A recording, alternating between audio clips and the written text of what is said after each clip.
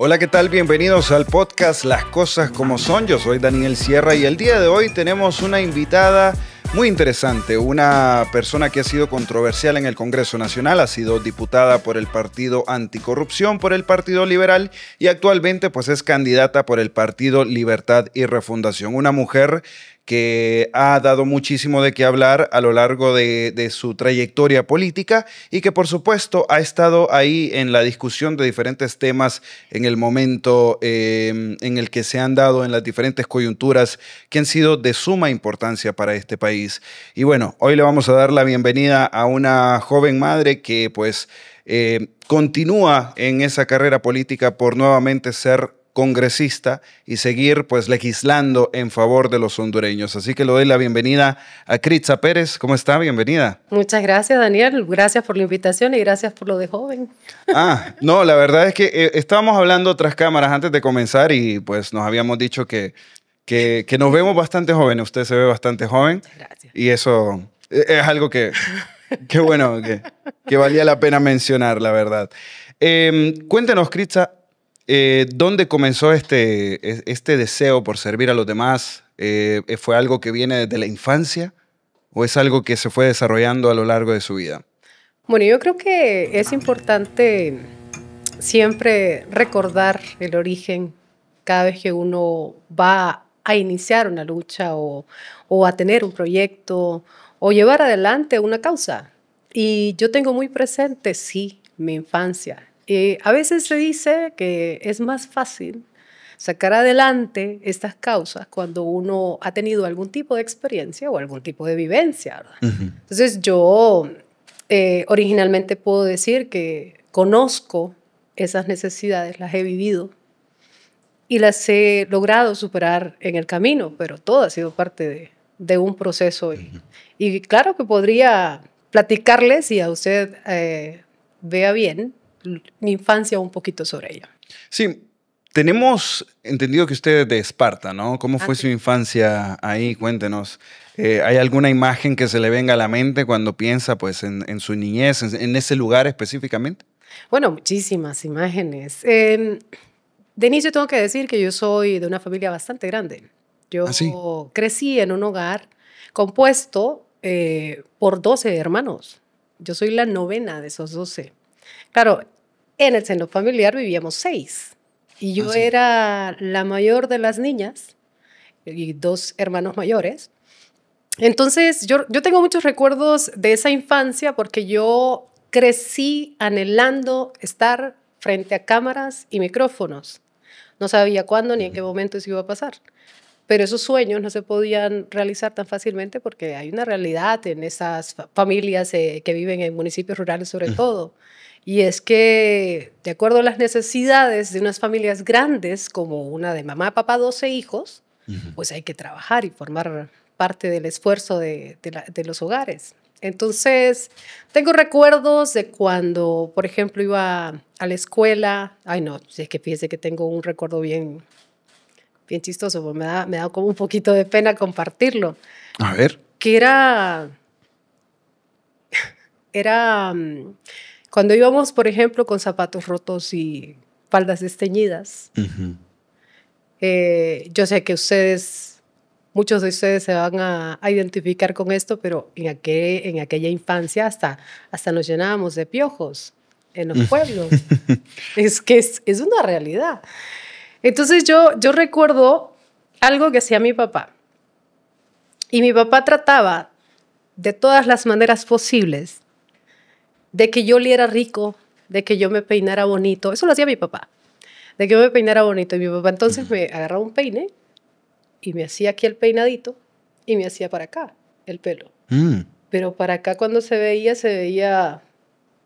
Y cuando se veía para el otro lado también se veía floreado el pelo. Ajá. Y para ponerme perfume, mi papá decía que para que yo me sintiera el perfume lo ponía aquí, en la nariz. Esos son detallitos de mi papá. Pero lo que yo más recuerdo y me marcó mi infancia fue el trabajo que nosotros tuvimos que hacer para ayudar al hogar. Trabajar en la calle, vendiendo lo que mi mamá hiciera para poder ayudar en el hogar. O sea, son un montón de recuerdos. En realidad tendría que hacerme una pregunta específica para que yo pudiera ampliarle un poquito más sobre eso. De esos recuerdos específicos de usted vendiendo, o sea, lo que su mamá producía en casa, ¿cómo recuerda esa etapa? ¿Cómo marcó esa experiencia la forma en la que usted cría a sus hijos, por ejemplo? Bueno, cuando nosotros, y vuelvo a lo mismo, de un hogar con muchos integrantes, no ajustaba cuando se tenía que comprar ropa, cuando se tenía que comprar alimento, cuando se tenía que pagar ciertos gastos que tenían los hijos. Entonces yo me acuerdo que nosotros nos turnábamos en la casa, nos turnábamos para ver a quién le compraban zapatos hoy o a quién le compraban zapatos en la siguiente semana. Entonces nosotros sentíamos una responsabilidad, no era una obligación de parte nuestra de poder ayudar en el hogar.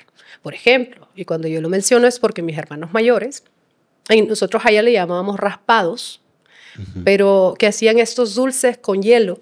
Eso le tocó hacer a mis hermanos mayores. Como acá le llaman minutas. Correcto. Allá eran... Hay otros lados donde lo llaman topollillos, que no entiendo por qué lo llaman así.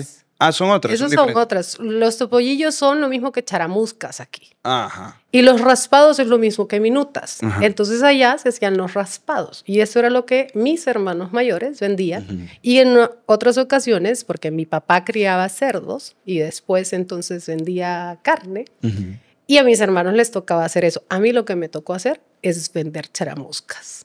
Así como a otro hermano le tocó vender aguacates. Entonces, ¿qué es lo que quiero decir con esto? Yo aprendí a trabajar desde muy chiquita. Tal vez en aquella época yo no lo veía como una lección o aprendizaje. Tal vez lo veía como algo que no debía vivir a esa edad. Porque yo quería estar haciendo otras cosas. Yo quería jugar con mis vecinitos o jugar con mis amigas o estudiar porque siempre fui muy curiosa de las cosas. Entonces, esa etapa de mi vida en lo que yo ahora lo traigo al presente en la educación y formación de mis hijos es que hay que esforzarse para tener algo. No todo se puede tener de la manera más sencilla como pedirlo. Hay que trabajarlo y hay que ganárselo. Bueno, en ese tipo de experiencias, de tener que, siendo una niña, vender charamuscas, eso es algo que realmente impacta, es una imagen bastante impactante. Y muchísimos hondureños realmente se criaron de esa forma. Hoy en día incluso seguimos viendo eso como un ejemplo de superación y de esfuerzo. ¿Pero a usted le parece que ya a estas alturas deberíamos seguir romantizando eso, el trabajo infantil? No. Porque realmente es una cuestión definitivamente que preocupa. No. Claro, hay quienes pueden decir, pero es que es parte de lo que le toca vivir y eso no es verdad. O sea, los niños deben de estar estudiando. Los niños deben tener y perseguir sus sueños de acuerdo y vivir su vida de acuerdo a la edad que tienen. O sea, yo viví mi infancia demasiado rápido, viví mi adolescencia demasiado rápido. Y cuando digo demasiado rápido, es tener responsabilidades a la edad que tenía que no me correspondían. Entonces, no podemos, claro, romantizar eso. Pero también tenemos que entender que es una realidad que a veces toca vivir en estos pueblos y que allá es donde hay que llevar soluciones para que ningún niño más lo viva. Por ejemplo, yo cuando estaba a esa edad, ¿cuáles eran mis jornadas? Cuando yo estaba en la escuela, que dicho sea de paso, me esforzaba mucho por integrar cuadros de honor, por estar en las bandas de guerra, por estudiar muchísimo. Porque yo pensé siempre que el estudio, la formación y el esfuerzo me iban a hacer salir de la realidad que vivía.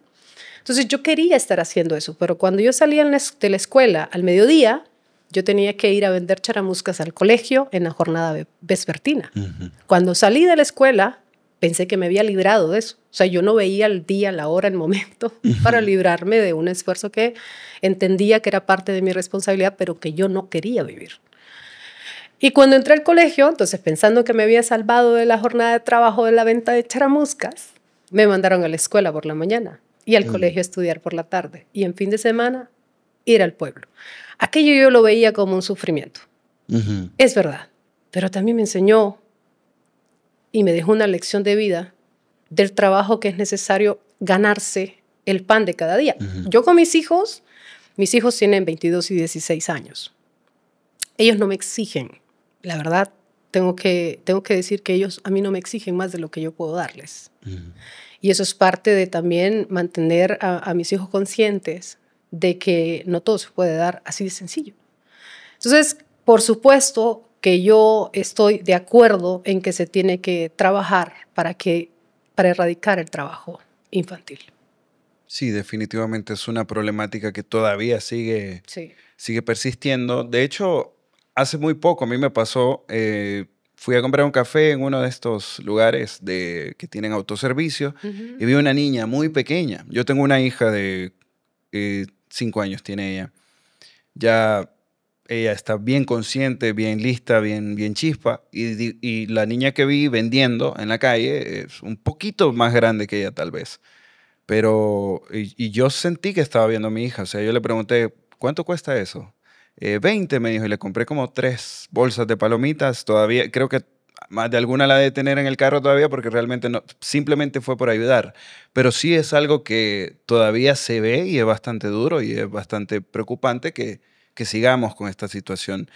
Pero bueno, vamos a hablar más adelante acerca del tema de la niñez y acerca de las soluciones que podemos comenzar a plantear, ¿no? Para pues, prestarle atención a este tema. Vamos ahora con el tema que dijo usted, que soñaba estar en la televisión. ¿Cómo se veían estos sueños para usted cuando era niña? Bueno, jamás me imaginé que yo en algún momento iba a formar parte de un elenco de un programa de televisión, ya sea modelando o conduciendo o aspirando a más que no fuera a cantar. En realidad, cuando yo me veía frente a un escenario con un micrófono, era cantando. Ah, sí. Entonces, yo recuerdo que lo que hacíamos era grabar en cassettes de la radio, ¿no? Los locutores me dañaban las canciones cuando metían la publicidad. Ah, sí. Yo hacía eso también. Yo en los 90s grababa de la radio directamente, sí. Bueno, y entonces yo grababa canciones de Marisela, de Ana Gabriel. Me acuerdo que mis hermanas me grababan, era muy inquieta.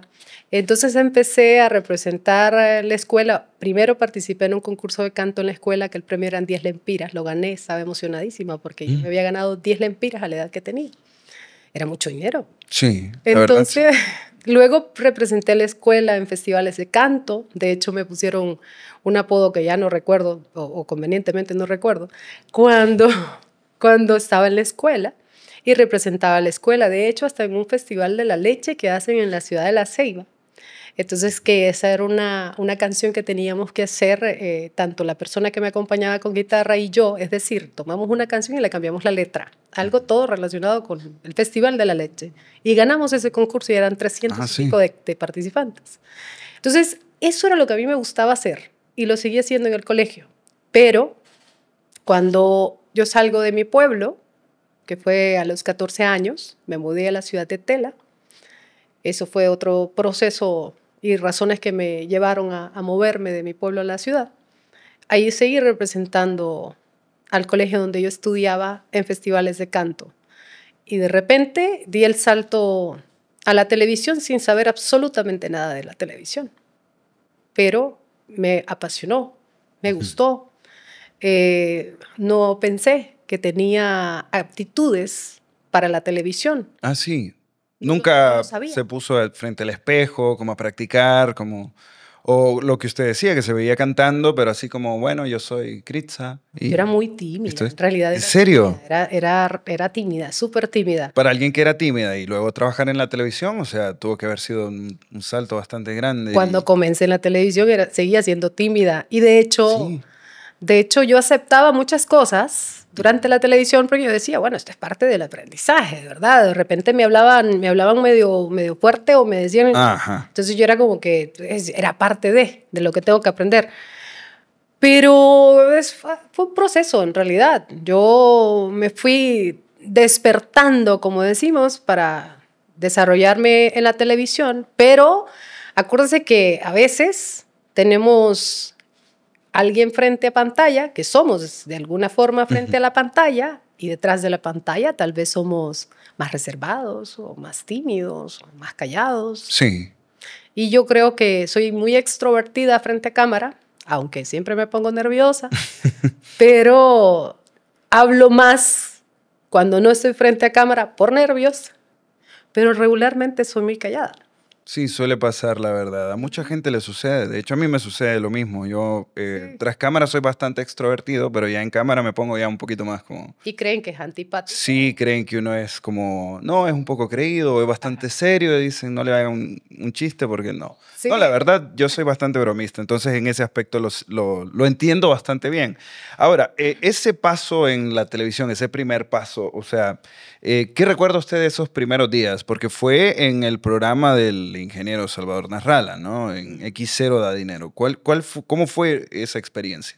Bueno, en realidad a él yo lo conocí en Tela, en la playa, en una Semana Santa. Y él le habló a mi hermana sobre la posibilidad de que yo trabajara en X0, que grabara X0. Francamente, yo no sabía nada de X0, nunca lo había visto. Nunca lo había visto. Nunca había visto. O sea, pero es un programa que todos lo vieron en su momento. Pero no lo había visto. Bueno, tenía, la verdad, esa primera vez y esa primera oportunidad tenía 15 años. Luego no concretamos en ese momento, porque yo a los 16 participé en el Miss Honduras. Tenía 16 años, a punto de cumplir 17. Participé en el Miss Honduras representando Tela y que, dicho sea de paso, quedé como primera finalista en aquel entonces. Ah, qué bien. Entonces, alguien me contacta para nuevamente hacerme la propuesta de X0. Acepto sin saber en realidad cómo iban a ser las grabaciones. Y al principio pues, no tenía más responsabilidad que prácticamente asistir, ¿verdad? En la entrega de premios. No tenía una participación más allá de la interacción en las cámaras o hablar. O sea, no hablábamos. Y si no hablas, ¿cómo sabes si te gustaría estar frente a una cámara o sea, desarrollándote en televisión? Entonces, esto yo lo experimenté más adelante, pero estuve 7 años trabajando en X0 a dinero y al tiempo en 5 Deportivo. Ahí, en 5 Deportivo. Ahí fue cuando ya empezó a tener más soltura. Exactamente. 5 Deportivo es donde ya yo empiezo a darle lectura a cartas, a tratar de soltarme, ¿verdad? Y ahí fui descubriéndome, porque no solo es lo que otras personas identificaban, sino lo que uno mismo descubre. Digo, porque uno mismo no sabe capacidades que uno no ha curioseado, entonces, o no ha descubierto. Y ahí me fui dando cuenta que de repente tenía aptitudes para otras cosas que tenían que ver con la televisión. Recuerda que vuelvo e insisto, tenía 17 años. Estaba muy jovencita. Correcto. Bueno, en ese momento era pues básicamente una de las modelos de X0 da dinero, luego estaba en 5 Deportivo, que fue ahí donde me imagino a través de la interacción que había en ese programa, fue que comenzó a tener mayor soltura, una mejor facilidad para hablar en cámara, inclusive, me imagino, ¿no? Pero, ¿en qué momento se da esa transición de estoy en X0, ahora estoy en 5 Deportivo, pero ahora estoy pasando a algo mucho más serio, a contenidos más serios, más informativos? A los 17 años, estando en X0 y 5 Deportivo, yo tuve mi primer embarazo adolescente. Salgo de pantalla para hacerle frente a una nueva responsabilidad que me llega muy temprano.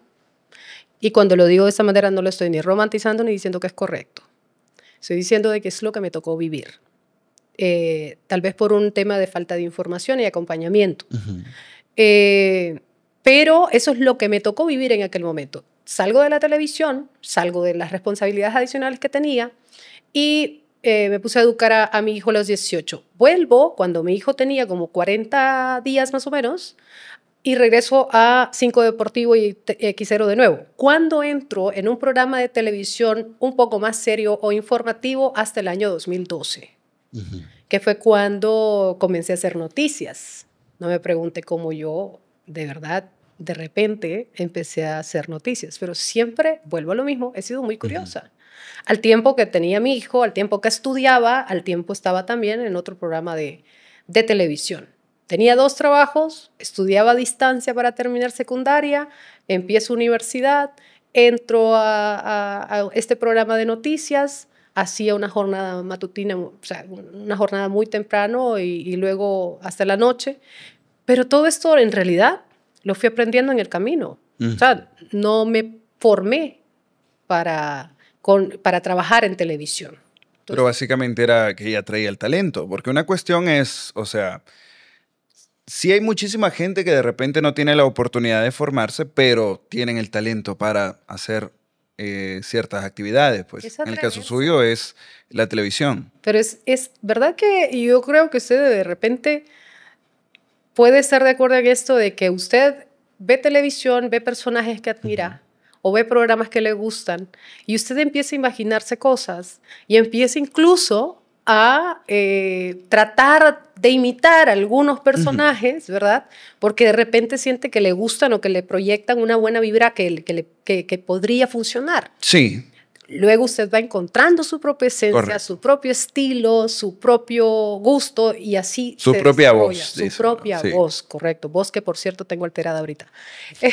Pero su propia voz lo va encontrando en el camino. Claro, yo he tenido siempre una característica y es que lo que yo empiezo termino y cuando comienzo a hacer algo y de repente no lo sé hacer muy bien, intento hasta que aprendo a hacerlo. Entonces yo me esfuerzo en eso, o sea, yo trato de comenzar, cuando yo acepto un proyecto, acepto un compromiso, lo asumo con mucha responsabilidad. Es decir, me esfuerzo para hacerlo lo mejor posible.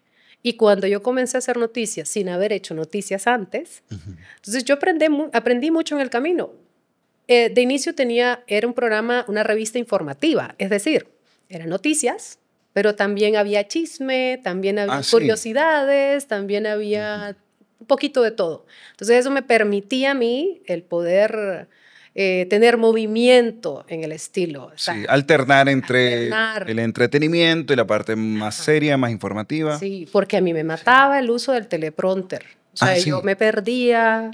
Y hay de hecho muchísima gente más bien que desean tener teleprompter todo el tiempo. Claro, no sé, es buenísimo, pero lo que pasa es que cuando usted no lo sabe usar de inicio, eso es fatal. A mí me pasó al aire un montón de veces que yo me equivocaba en el teleprompter y decía, pucha, al aire.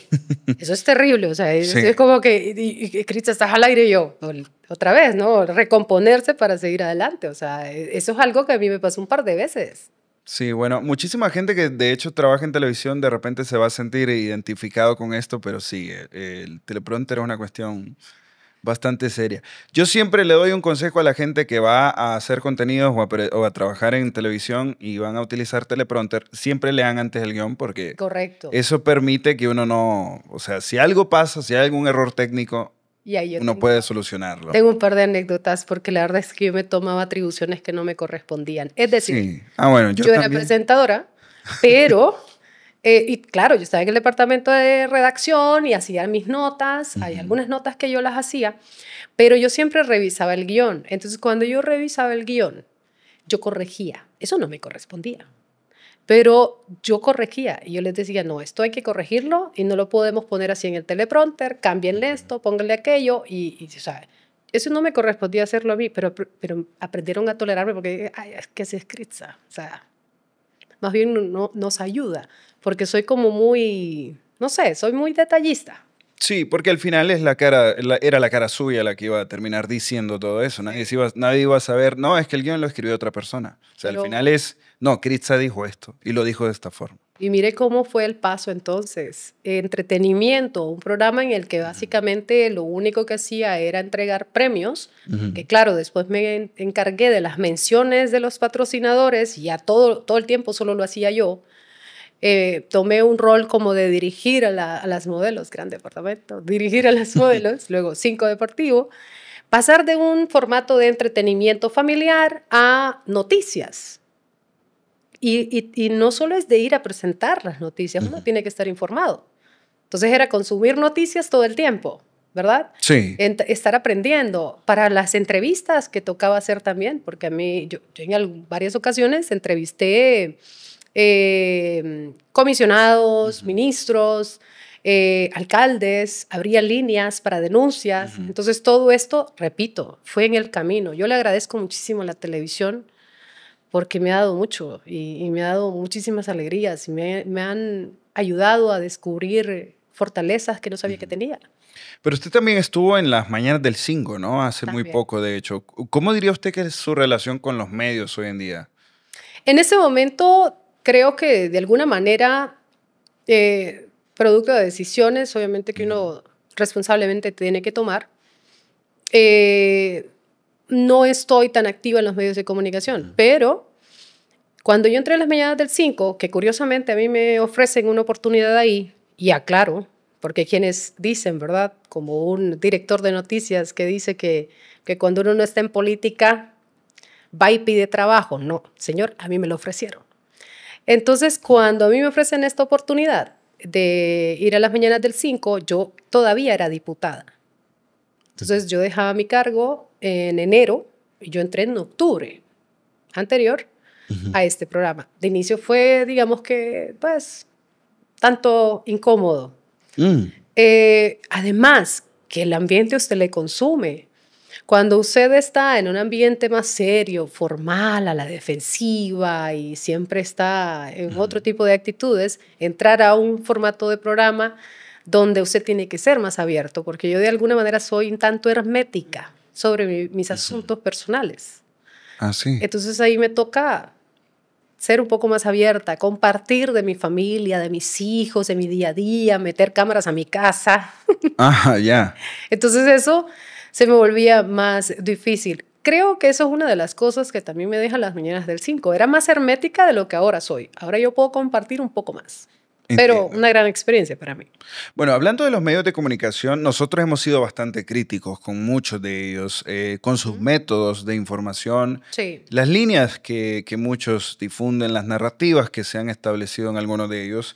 ¿Cree usted que los medios de comunicación hoy en día, al menos en Honduras, cumplen con su compromiso de informar con veracidad? No, no lo cumplen.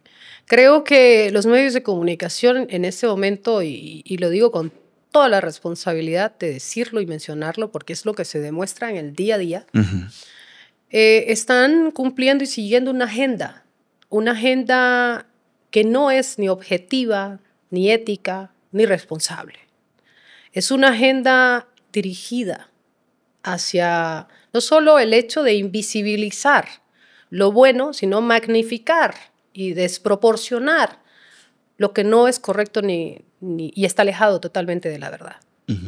Es tan fácil, pero tan fácil comunicar al pueblo hondureño la verdad de las cosas, lo positivo, lo rescatable. No lo digo de este gobierno, porque de este gobierno son muchísimas cosas, por el amor de Dios. Si pretende invisibilizar todo lo que este gobierno ha hecho, que es mucho más en 3 años y medio que lo que se hizo en 12, a mí me parece descarado, a mí me parece injusto y me parece absurdo.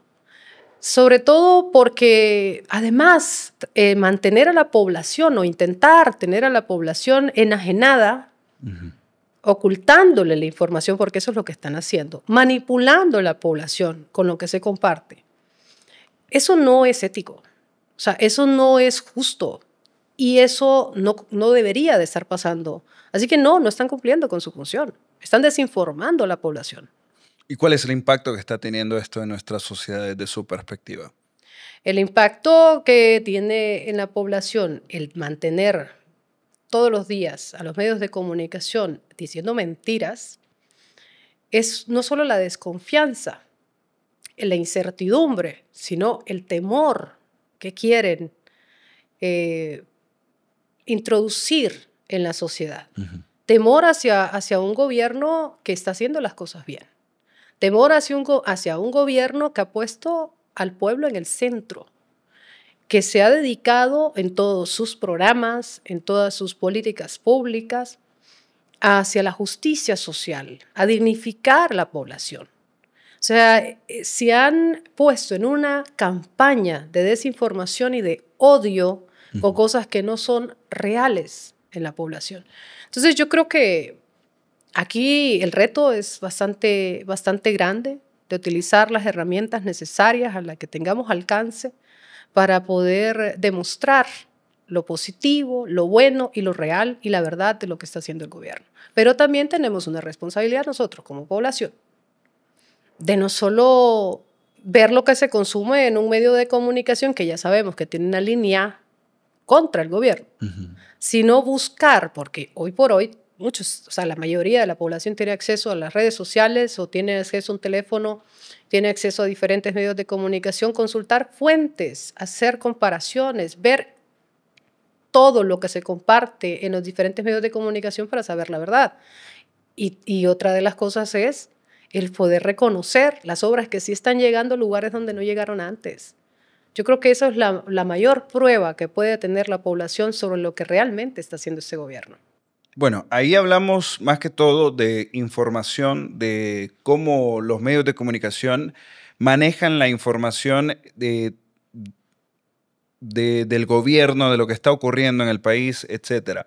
Ahora bien, también quiero que nos enfoquemos en la parte de la educación, porque los medios de comunicación también deben educar. Correcto. En nuestro caso vemos muchísima falta de educación por parte de los medios de comunicación. ¿Y a qué me refiero con esto? Por ejemplo, Iván, vamos a tratar de poner un pequeño ejemplo. A usted le han atacado bastante en redes sociales, simplemente por su apariencia, por ser mujer. ¿Cree usted que los medios de comunicación, en lugar de atacar esto, de educar a la población, más bien contribuyen a eso, a la cosificación, a normalizar este tipo de actitudes contra las mujeres?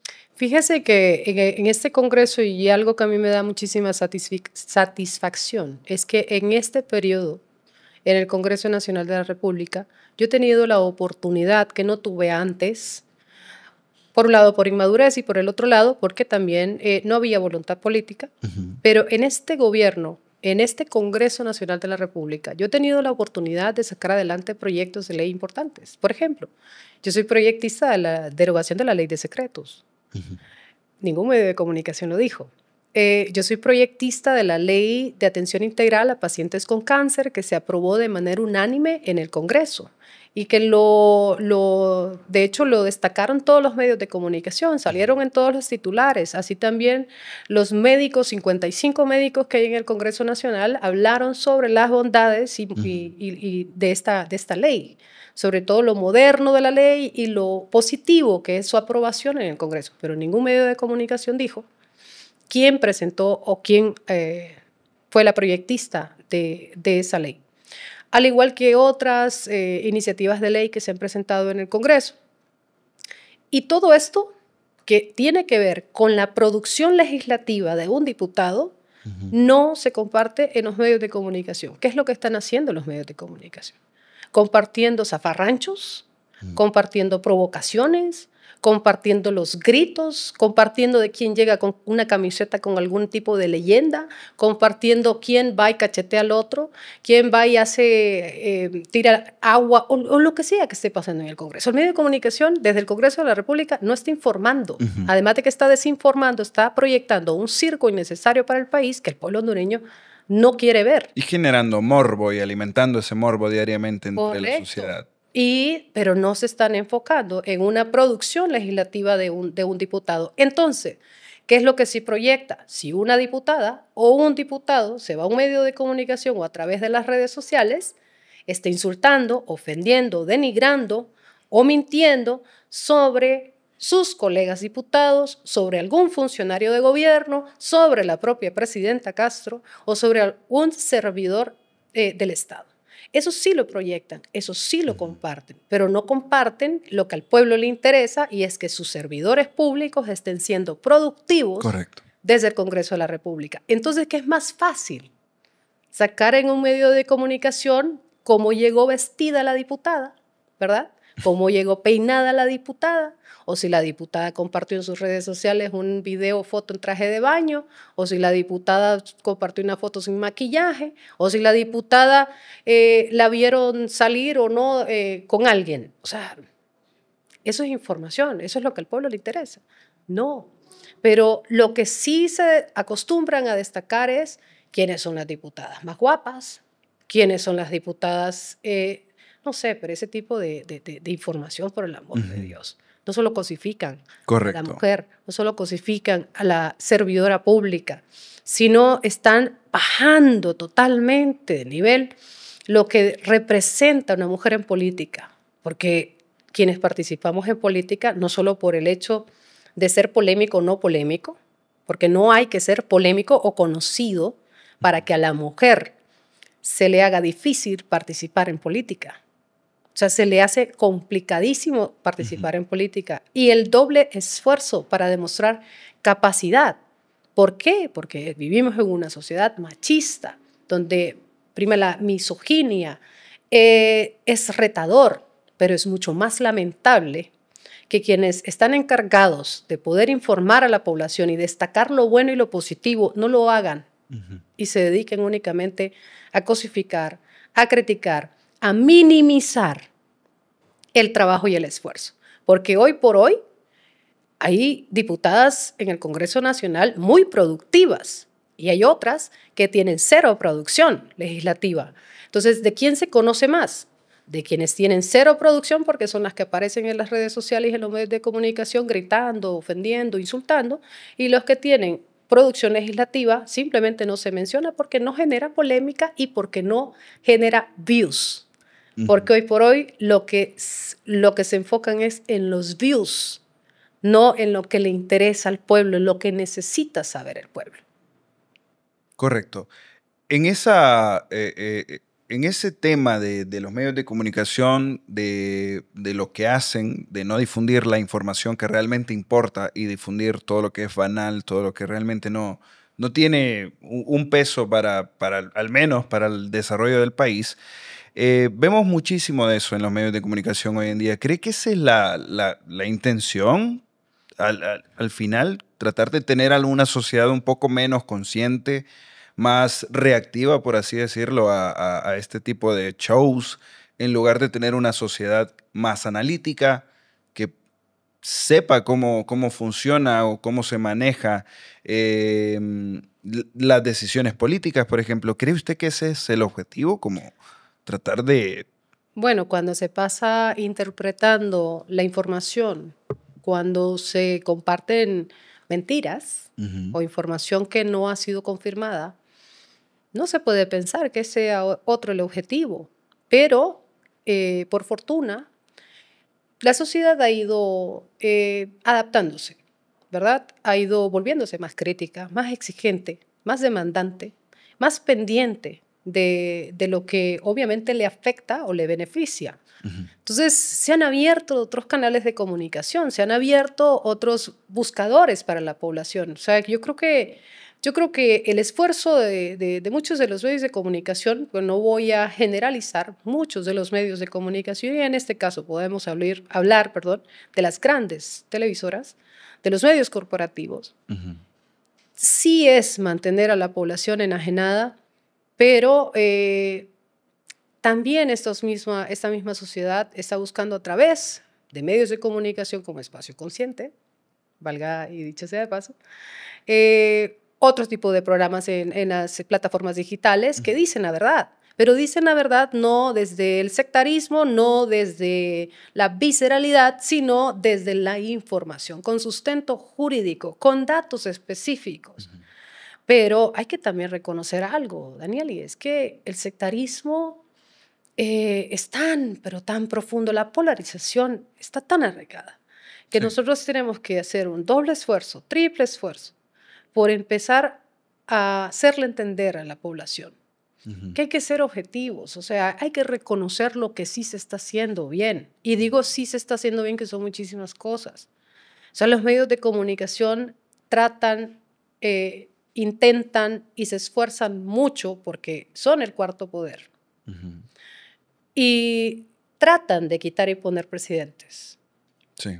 Tratan de quitar y poner presidentes de acuerdo a su conveniencia. Y no priorizan lo que sí le beneficia o lo que sí le conviene al pueblo hondureño. Así que yo, el llamado que sí hago a la población es a buscar los diferentes canales y medios de comunicación alternativos, las mismas plataformas digitales, para poderse informar Hay que consultar más de una fuente para tener la certeza de que la información que están consumiendo es la real. Correcto. Bueno, hemos hablado sobre los medios de comunicación, vamos a hablar un poquito sobre su trayectoria en el Congreso Nacional, que me parece que es un tema que pues tenemos que abordar. Para comenzar, ¿cómo tomó la decisión, Critza, de decir, ok, me voy a lanzar a diputada? Eso fue con el Partido Anticorrupción en las elecciones de 2013. Sí. ¿Cómo tomó usted esa decisión de incursionar en política luego de haber estado en la televisión? Bueno, yo vengo de una familia que, como dije antes, ¿verdad? Una familia muy grande, lo cual quiere decir que mi familia hay de todo un poquito. Mayormente liberal, sí, pero liberal que obviamente después del golpe de Estado también pasaron a Libertad y Refundación. Familia integrantes Pinu, mi mamá era Pinu. Digo era porque ya ella no está involucrada ni relacionada con nada, pero era Pinu.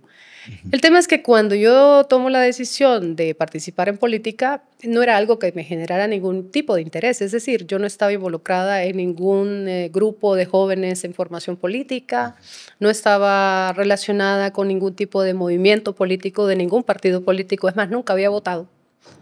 Y en esas elecciones de 2013 incluso ni voté. Es bien gracioso porque no voté ni por mí. O sea, Ay, pero ¿qué sucedió en ese momento? O sea, vivía en San Pedro Sula y participé representando a Atlántida. Sí. En este desconocimiento de las cosas y de los procedimientos, yo no hice mi traslado. Entonces, yo no pude votar porque participé en aquel momento por Atlántida. Pero volviendo un poquito atrás, yo tenía una muy buena relación con quien fue candidato del Partido Anticorrupción. Entonces él un día me llama y me dice, fíjate que está esta opción y quiero que me ayudes. Y yo, bueno, ¿cuáles son las opciones y en qué quiere que le ayude? Podría ser candidata a diputada por Atlántida o candidata suplente por Cortés, porque yo vivía en Cortés. Entonces yo le dije a él, bueno, mire, la verdad es que yo no estoy interesada en, o sea, yo le puedo apoyar, si usted quiere que yo le apoye. O sea que conmigo. Inicialmente hubo como un poco de resistencia. Sí, porque es que yo no tenía ningún interés de participar en política. En realidad no fue algo que yo busqué. Nunca lo busqué. Yo estaba desde el otro lado. O sea, yo estaba desde la pantalla, abriendo líneas para la denuncia de la población, entrevistando ministros, criticando a los alcaldes. Entonces, eso era lo que yo estaba haciendo en ese momento. Y cuando él a mí me dice y me hace esta propuesta, yo de inicio, la verdad, no quería. Número uno, vuelvo a lo que dije anteriormente. Asumo con muchísima responsabilidad cada reto y cada compromiso que adquiero. Y uno tiene que ser consciente hacia qué cosas se puede empezar a trabajar y en cuáles no. Entonces yo me sentía totalmente insegura porque no me había interesado nunca estar en política. Pero bueno, cuando me plantea esta situación, entonces después, no sé si me tomó un mes o un poquito más, aceptar la propuesta de participar como candidata propietaria por Atlántida. Entonces hice unas modificaciones en mi agenda de trabajo porque yo participé por Atlántida, pero seguía viviendo en San Pedro. Entonces viajaba los fines de semana a Atlántida, recorrí todos los municipios, trabajé, me esforcé. Siempre se reunía con la gente, conoció las necesidades de la gente de Atlántida. Visitaba los barrios, o sea, y éramos 4 mujeres, 4 hombres. En Atlántida son 8 candidatos. Entonces, de las 4 mujeres, y me atrevo a decirlo con total seguridad, y me disculpan las personas que integraron la planilla en aquel momento, pero no estoy diciendo cosas que no sean ciertas, era de las pocas mujeres que trabajó, es decir, que se recorría barrios y todos los municipios y andaba, en su mayoría eran hombres y yo era la única mujer que andaba por ahí. Entonces, una que otra candidata andaba suplente, que andaba acompañándonos, pero me dediqué a trabajar. Yo me dediqué a hacer lo que me tocaba hacer. Pero lo curioso y lo chistoso, y dicho sea de paso, yo no tenía o no logré colocar a nadie en representación en mesas. Yo no puse a ningún familiar a hacer absolutamente nada de esto. Yo me dediqué a recorrer los medios de comunicación. Recibí discriminación por joven. Yo tenía 27 años. Me discriminaron por joven, me discriminaron por bonita, me discriminaron de todo tipo, la verdad. Y empezaron a decir que yo había nacido de cuna de oro, cosa que es totalmente falsa. Pero vuelvo a lo mismo, los dueños de medios de comunicación que también tenían participación política eran candidatos. Entonces utilizaban sus medios de comunicación para desinformar a la población y venderle una mentira de que yo era hija de quién sabe quién y que yo había nacido en cuna de oro. Falso.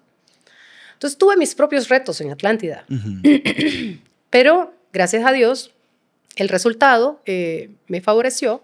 Recuerdo que hubo alguien que en aquel momento se comunicó conmigo y me dijo, está entre los 8 de Atlántida, que fue alguien de la familia Zelaya, que me escribió en aquel momento y yo estaba emocionadísima porque yo decía, wow, ¿cómo puede ser? ¿Verdad?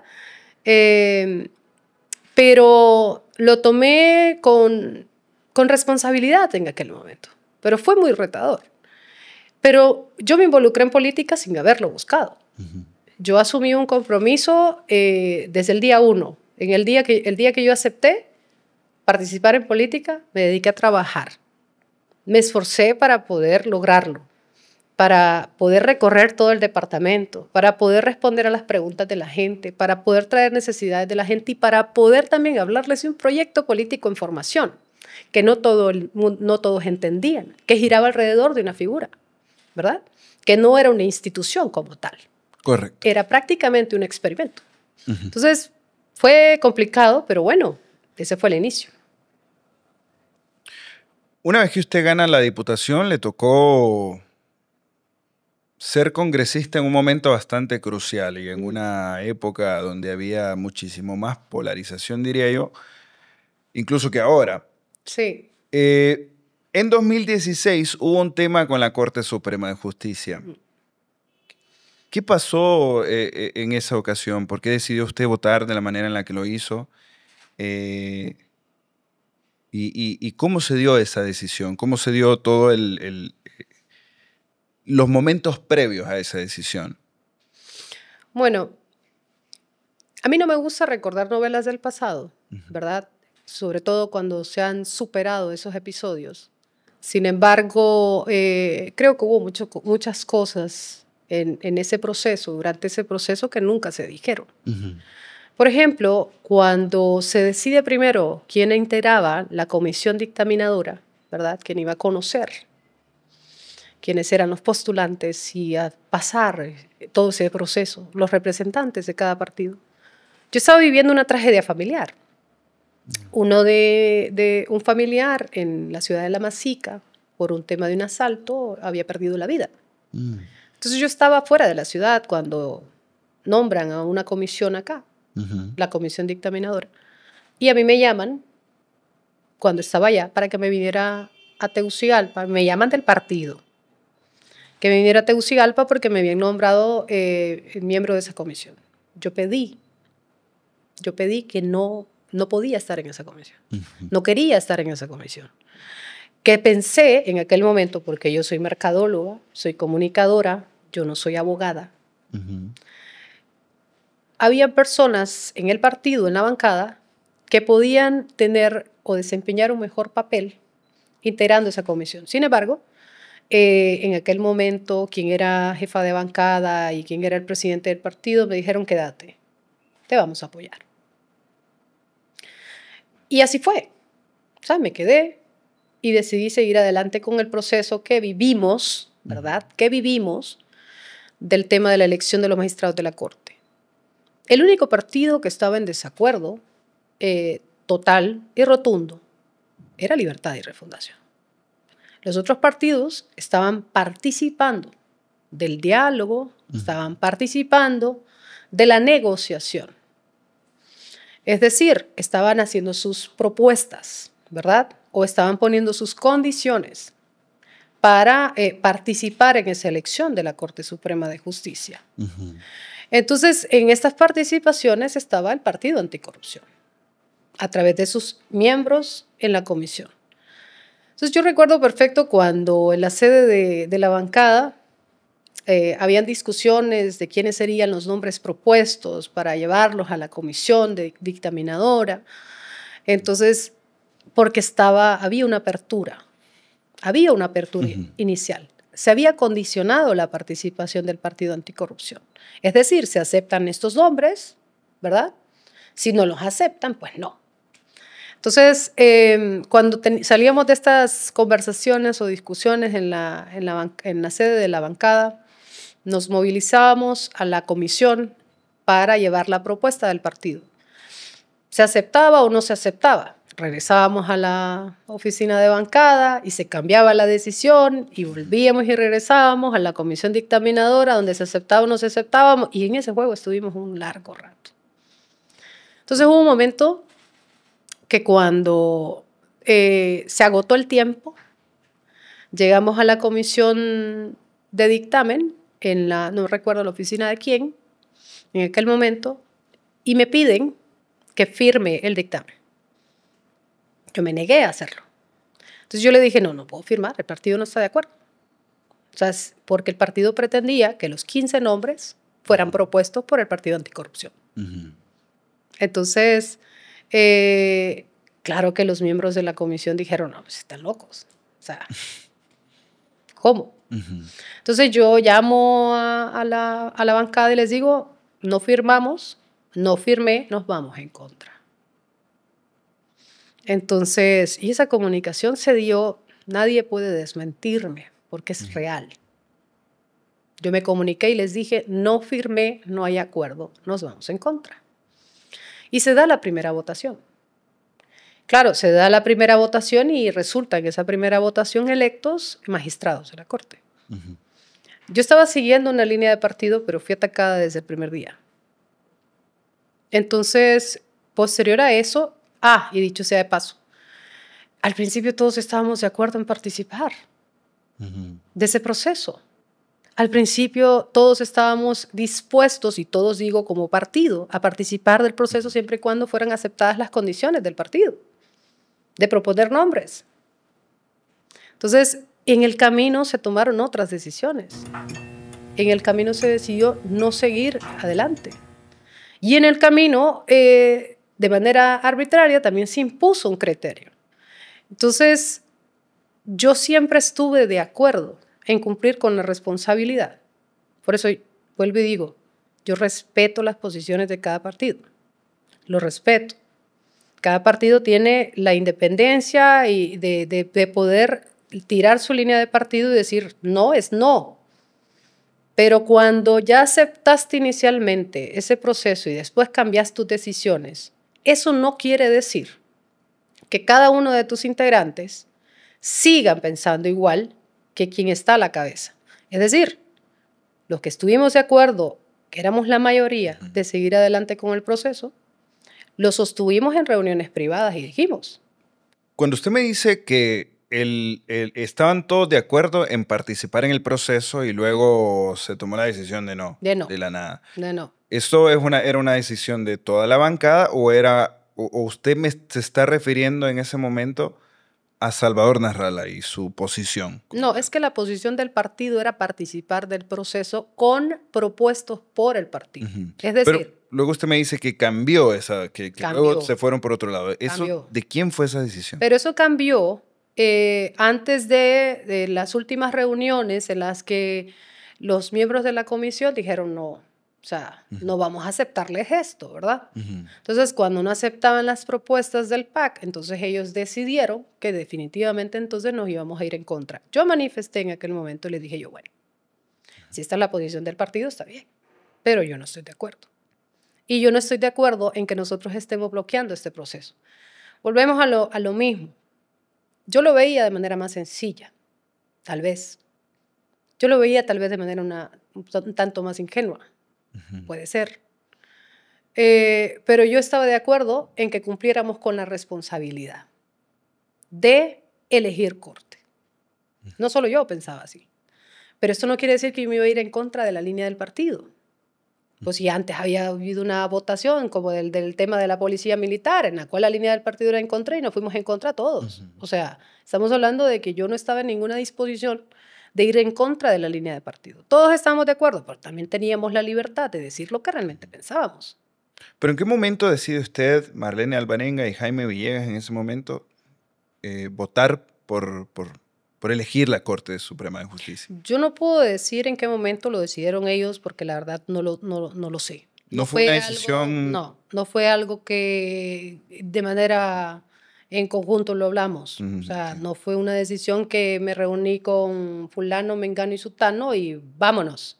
No, en realidad no fue así. Entonces, y no sé en qué momento ellos lo decidieron. Ahora, yo en qué momento lo decido, en el momento que a mí me están atacando en los medios de comunicación irresponsablemente y están diciendo que a mí me ofrecieron esto, que a mí me ofrecieron aquello, que a mí me ofrecieron lo otro, cuando alguien de la mesa había dado nombres de quiénes eran, y no me gustaría repetirlos, quiénes eran los que estaban votando a favor. Y yo no estaba entre esos nombres. Entonces, cuando yo decido participar del proceso, francamente yo no lo estoy haciendo en la peor de las intenciones, pero hubo un conflicto en el seno del PAC. Hubo un conflicto, hubo un momento en el cual hubo una imposición y hubo un rompimiento.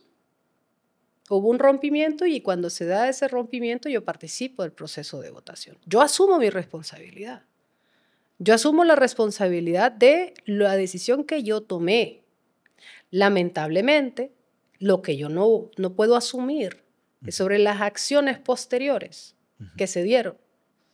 Porque en este proceso reciente, yo participé en la elección de la nueva Corte Suprema de Justicia. Una cosa es que usted participe de su responsabilidad, cumpla con su obligación y la Corte Suprema de Justicia actúe alejada totalmente de los intereses del pueblo. Si esta Corte Suprema de Justicia, que yo ayudé a elegir, actúa contraria a los intereses del pueblo, va a ser algo que yo sí lamentaría. Pero es parte de esa responsabilidad que uno tiene que asumir, de cumplir con la obligación que le corresponde. Y yo lo hice, pero saben perfectamente que no desde el momento que dicen que lo hice. En ese momento usted recibió señalamientos inclusive de Salvador Nasralla. Yo recibí hasta amenazas a muerte. Ah, sí.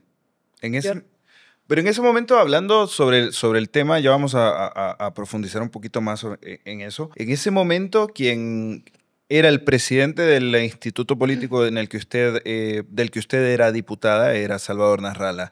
¿Cómo vivía usted? Hubo evidentemente un conflicto político y personal con él. ¿Cómo lo vivió en ese momento? Bueno, lo que pasó fue un proceso en el cual no llegábamos a un acuerdo. Claro, hubo comentarios, ¿verdad?, de que si él sí lo gritó, que si nos insultó, que si nos humilló, que si nos maltrató. No, o sea, yo no puedo decir eso porque es mentira. Y no vengo acá para decir, ni para defender, ni para acusar a nadie. Vengo para decir lo que es verdad alrededor de ese tema. Eso no pasó, al menos conmigo. Por eso digo que cuando las decisiones que tomaron las demás, tampoco puedo decir en qué momento la tomaron. Así como no puedo decir qué es lo que ellos vivieron. Individualmente cada uno le puede decir. En mi caso particular no fui maltratada, no me gritaron, no me insultaron, pero de alguna manera fue injustamente acusada, injustamente señalada, cuando era yo la que informaba todo el tiempo sobre lo que estaba pasando durante las reuniones de comisión y lo que a mí me parecer no eran normales. Entonces, acciones o actitudes que me generaban como algún tipo de malespina o sospecha o que veía yo que estábamos ahí perdiendo el tiempo como comisión, porque la realidad es que ya esto ya se había negociado en otro lado. Entonces, yo me sentí hasta perdiendo el tiempo y tal, pero yo lo comuniqué. Él sabe que yo fui y me reuní con él y le informé sobre lo que yo estaba viendo y sobre lo que yo estaba sospechando. Y lo que yo estaba sospechando eran arreglos que no se estaban dando en el seno de la comisión. Eran arreglos que ya se habían dado desde otras esferas. Correcto. Bien, hablando específicamente de Salvador Nasralla, hoy pues básicamente lo vemos en el Partido Liberal, pero bien cercano también con un ala del Partido Nacional. ¿Qué opinión cree usted que merece esto? Bueno, si nosotros, y quisiera, vuelvo a lo mismo, porque es que la verdad es que estar mencionando a alguien es estarle alimentando el ego. Entonces, no vine a estar mencionando a alguien para alimentarle el ego, ¿verdad? Pero la realidad es lo que estamos pasando en este momento es que un partido está utilizando al otro. Y digo está utilizando al otro, hablando de, en este momento, en la actualidad política, sobre el tema del CNE, por ejemplo. Lo que están pretendiendo hacer desde el CNE es fraguar un fraude que le beneficia al Partido Nacional. Correcto. Al Partido Nacional. Lo que pretenden hacer es algo que le beneficia al Partido Nacional, por ende, ¿qué quiero decir? Le afecta a Libertad y Refundación, pero también le afecta al Partido Liberal.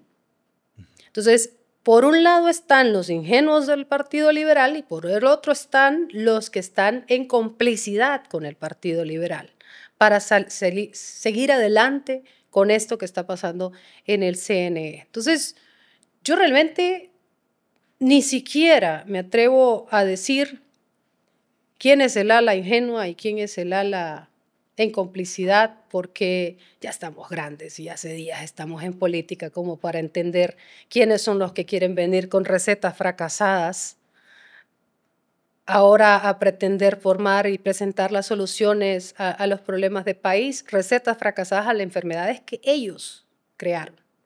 O los políticos que vienen con una varita mágica, ¿verdad?, a decir que tienen la solución para todos los problemas del país. Entonces, es increíble cómo esta maquinaria de mensajes de odio lo único que está provocando es que la población no termine de entender que para manejar y para gobernar un país complejo como el de nosotros, como Honduras, un país complejo como Honduras, con los retos que tiene Honduras, necesitamos a un candidato, y en este caso una candidata, con altas capacidades, que entienda el manejo de las finanzas, que entienda la cosa pública, que tenga el carácter suficiente y necesario para sacar adelante el país. Y eso no lo va a tener con alguien que habla bonito y dice mensajes populares frente a cámara, ¿verdad? Que le dice que tiene solución para los problemas, pero que no dice cuáles son. Que le dice yo voy a hacer esto, pero no dice cómo. Y los otros que dicen y vienen a criticar y cuestionar las situaciones de país que ellos mismos provocaron. Entonces, entendamos eso, pueblo hondureño. O sea, tenemos que entender quiénes sí han venido cumpliendo cada promesa, quiénes sí han venido haciendo el esfuerzo y quién sí puede continuar con ese proyecto. Bien, hablando específicamente del tema electoral, usted en 2021 resultó electa, era parte de la corriente de Luis Zelaya, ¿no? Él en ese momento denunció que hubo fraude. ¿Usted coincide con eso que dijo Luis Zelaya en su momento? ¿Fraude hacia quién? ¿Fraude? Hacia él. Ah, bueno. Cuando resultó electo, ¿quién? Claro que hubo fraude. Por supuesto que hubo fraude. Y cuando cuando nosotros participamos, que hicimos una campaña austera en el 2021, que nosotros jamás podíamos competir con los recursos que tenía el otro candidato, que nos dedicamos a trabajar en esto nosotros, o sea, no solo teníamos un trabajo hecho a nivel departamental, que lo que nos correspondía a nosotros, sino lo que se había visto a nivel nacional. El fraude que se dio tanto en el 2013 como se dio en el 2017, en el 2021 no se repite por obviamente el mecanismo diferente, ¿verdad? Y transparente que se dio. Pero él sí fue víctima de fraude a lo interno del Partido Liberal. Él sí lo fue. Y lo sabe el partido. Lo saben quienes estuvieron precisamente en mesa y que saben que llegaron a algún tipo de arreglos para poder lograr el resultado que beneficiara al candidato opositor del ingeniero Luis Zelaya. ¿Cómo fue el ingeniero Luis Zelaya como líder político? Quiero entender el contraste entre él y Salvador Narrala, que había sido su jefe político en el Partido Anticorrupción. ¿El contraste entre uno y el otro? Sí. El ingeniero Luis Zelaya, además de ser una persona correcta, además de ser una persona íntegra, es una persona preparada. Es una persona con altas capacidades. Es un estudioso, además. Es alguien que no solo se forma de alguien que le puede asistir, sino alguien que realmente conoce. Él es ingeniero también. Y el ingeniero, además de que es alguien estudioso, que es alguien de familia, que es alguien moderado, que es alguien que tiene la capacidad de sentarse en una mesa con todos los sectores y el poder llegar a acuerdos, ¿verdad? El poder construir consensos, el poder tener la estabilidad emocional para poder sacar adelante una decisión, para tomar decisiones en conjunto priorizando las necesidades del pueblo. Es alguien bien aterrizado, es alguien que sabe perfectamente cuáles son los problemas del país y cómo se podrían atender. Sabe perfectamente que los retos de Honduras no se solucionan de la noche a la mañana con soluciones mágicas, pero que es una responsabilidad de todos. O sea, él no es un personaje, y hay quienes dicen, bueno, pero es que Luis Zelaya no tiene carisma, y es que Luis Zelaya no es simpático, y es que Luis Zelaya no sabe. Dios mío, pero para gobernar un país usted necesita que alguien sea simpático, se venga a sentar aquí, se ría todo el tiempo, lo haga reír a usted con frases populares, o alguien que tenga la suficiente capacidad para hacer propuestas serias para los problemas del país. O sea, ¿qué vamos a priorizar? ¿Qué vamos a seguir priorizando? Y el ingeniero Zelaya, yo siempre lo consideré la mejor opción para el Partido Liberal. Y yo lo sigo considerando la mejor opción que tenía el Partido Liberal. Bien, ahora con el tema de las amenazas de las que me habló, ¿alguna vez supo de dónde provenían estas? No, usted sabe que en las redes sociales se presta para muchas cosas y en las redes sociales se esconden. ¿Pero denunció usted esto en su No, momento ante las autoridades? no. ¿No había temor de que se materializaran estas? Fíjese que no sentí temor. Bueno, temor sentí pues, de todo el contexto de lo que estábamos viviendo, de toda la situación que vivíamos. Correcto. Pero al no conocer el origen y al verlo de una red social o de un perfil, no necesariamente a mi teléfono celular, ¿verdad? Que eso lo volvería más personal o privado. Correcto. No le di demasiada importancia, pero temor sí sentí. Temor sí sentí. Ahora, si usted me dice, debía haber actuado, probablemente. Probablemente pude haber manifestado ese tipo de cosas, pero no lo hice porque no pensé que eso se iba a dar o iba a pasar a más. La verdad, no. Acuérdense que cuando se está todo el tiempo en un medio de comunicación irresponsablemente o usando un micrófono irresponsablemente, diciendo mentiras o repitiendo algo con odio y con total y absoluta seguridad, como si tuviera las pruebas en la mano, habrá quienes le crean, habrá quienes compartan o tomen ese mensaje con el mismo odio con el que se están transmitiendo, lo van a recibir. Y probablemente también hay fanáticos. Entonces, yo así lo tomé. Pude haberlo tomado con más seriedad, es verdad. Hubo muchas cosas en aquel momento, pero no le di la importancia que tal vez ahora le pueda dar. Bien. Bueno, vamos a hablar ahora del presente. Actualmente es candidata del Partido Libertad y Refundación, que es un partido, pues, socialista, que propone un modelo socialista. Pues el Partido Nacional y el Partido Liberal utilizan esto para decir que en Honduras viene el comunismo, que todo el mundo va a perderlo todo. Están utilizando esa campaña del no al comunismo. ¿Cómo analizar esto realmente? Porque inclusive da un poco hasta de pena, ¿no? O sea, que a estas alturas sigamos hablando así, como si estamos en los 80, no sé. Es que da pena y da risa la vez, la verdad. Fíjese que yo no me acuerdo en qué año fue, que recibí ataques en las redes sociales porque saqué un video no me acuerdo qué año fue, pero ahí por ahí está en las redes sociales, que yo hablé sobre ese tema, o sea, hice mención sobre el tema del comunismo. Y dije precisamente que el comunismo no existe y que la izquierda no había gobernado. claro, o sea, esto fue antes, ¿verdad?, de las elecciones. Entonces, digo, porque el Partido Liberal se dice ser un partido de centro-izquierda, centro. Yo digo que tirando más para el otro lado, pero bueno. Entonces, en aquel momento yo dije eso, o sea, el comunismo no existe en el país, no existe. Es que no existe tampoco. Exacto, por eso recalco. En la historia no ha existido el comunismo como tal. Pero digo, recalco, no existe. Y que la izquierda no había gobernado. Entonces, lo que pasa es que tampoco están acostumbrados en Honduras a que el pobre, ¿verdad?, sea el centro de un gobierno y no los grupos de poder. O sea, no están acostumbrados a que un gobierno trabaje para dignificar a la población, para realmente dar soluciones permanentes a los problemas, no a seguir fabricando pobreza, sino a ayudar a la población a salir adelante, a generar seguridad alimentaria, a trabajar en justicia social. Todos estos programas son precisamente eso, justicia social.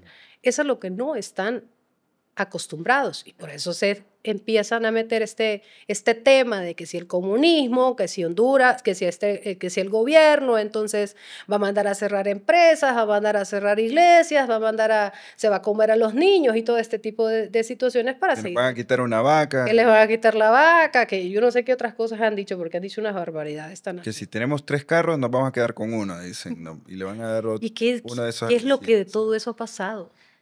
Yo realmente no sé de dónde sacan toda esa todo ese análisis. Pero mi pregunta es, ¿qué es lo que de todo eso ha pasado? Porque no es reciente, o sea, esto del tema del comunismo yo lo vengo escuchando hace rato. Entonces, ¿qué es lo que ha pasado de todo eso? ¿Qué es lo que se ha dicho de todo? ¿Qué es lo que ha ocurrido en Honduras que le indique a usted, pueblo hondureño, de que existe el comunismo y de que aquí en Honduras se está tratando de implementar ese tipo de política? O sea, nada, absolutamente nada. Si nosotros en el Congreso estamos tratando de seguir impulsando la ley de justicia tributaria, porque es lo que corresponde, ¿verdad? Es lo justo, es lo que necesariamente tiene que pasar en el país. Porque a alguien que pone un taller le toca pagar todos sus impuestos, alguien que decide poner un negocito paga todos sus impuestos y aquellos de las grandes cadenas o de las grandes compañías no lo están haciendo. ¿Eso es justicia? No, no es justo. No lo es. No lo es. Entonces, ¿y a eso es que le llaman comunismo o cómo? ¿O a qué? Como tal hay varias políticas sociales que ha impulsado el gobierno, claro, pero como tal el sistema sigue siendo el mismo. O sea, la primera reforma, gran reforma, por así decirlo, sería esa, la ley de justicia tributaria, porque realmente Honduras necesita que haya justicia tributaria. Aquí pagamos impuestos todos. Paga más impuestos usted cuando compra un chicle o un fresco en la pulpería que las grandes corporaciones, que hay corporaciones que están completamente exoneradas y que van a continuar exoneradas por muchísimos años más. En complicidad, obviamente, con diputados en el Congreso. Sí. Claro, complicidad con bancas. Porque esto de ahí viene, pues, o sea, de la política. Hicieron, en algún punto de nuestra historia, resolvieron que iban ellos a exonerarse y que todos los demás íbamos a ser los que íbamos a pagar, que ellos iban a enriquecer a costilla de nosotros. Y esto no es un discurso zurdo, comunista, es simplemente la realidad. Los hechos tal cual. Pero hay quienes pueden decir, bueno, pero es que Critza venía del Partido Liberal, pero es que ella en este caso o es golpista o fue golpista o ahora es que estaba de aquel lado y ahora está de este lado y piensa diferente. No, o sea, tampoco así.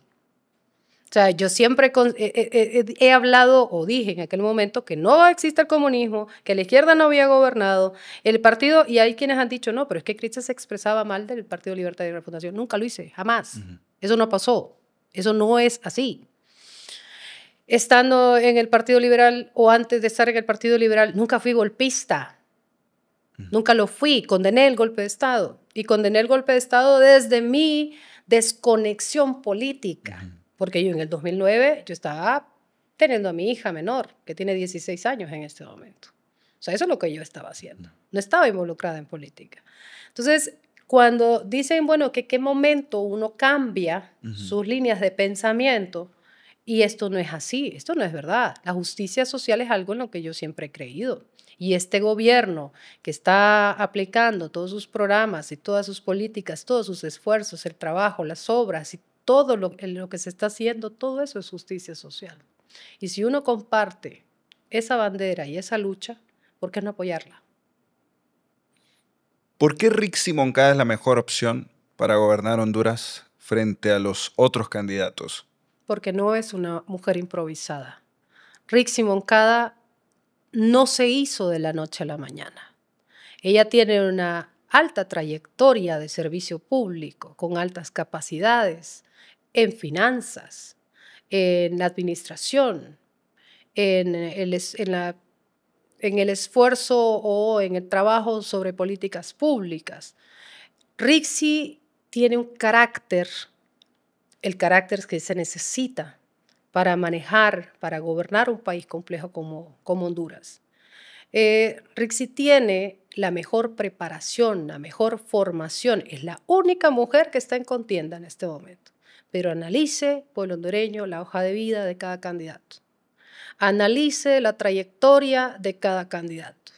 Analice entonces si en su vida pública cada uno de estos candidatos, qué es lo que han hecho por el país y los diferentes cargos que ha manejado. O sea, Rixi ha tenido éxito en cada cargo que ella ha desempeñado.